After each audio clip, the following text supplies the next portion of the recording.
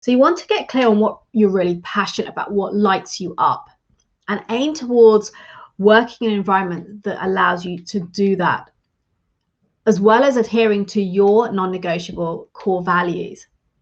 So that's the first thing, and I call that clarity, getting clarity on who you are. The second aspect that I believe is very important is mindset. So around confidence, mindset, understanding your thought processes and how that impacts you, what you can do differently.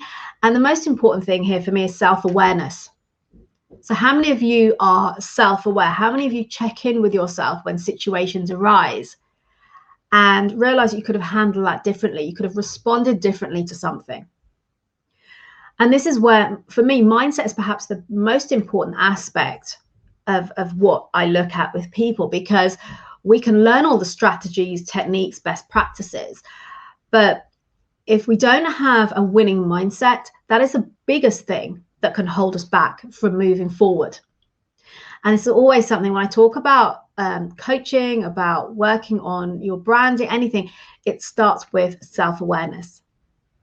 And then thirdly, we look at presence about gravitas and having that strong personal presence when you show up. And that can be online. So whether it's here on let's say if we're on a Zoom call, in a meeting, whether it's in the office, going to see a client, any of those scenarios, and delivering a presentation, you want to have a strong presence. Why?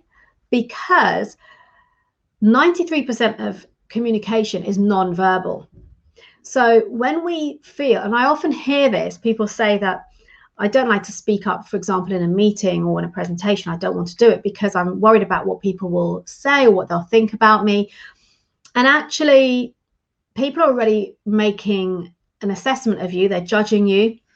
They're creating or forming an impression based on you before you've uttered a word. So showing up with that presence is so important to creating a compelling impression, be it the first time you're meeting someone or otherwise. So again, presence is key. Then we look at communication, effective communication, how we can present or engage and how we can present or speak in an engaging way and keep people with us rather than wanting to scroll through their phones and switch off or think about the plans for the evening or the weekend.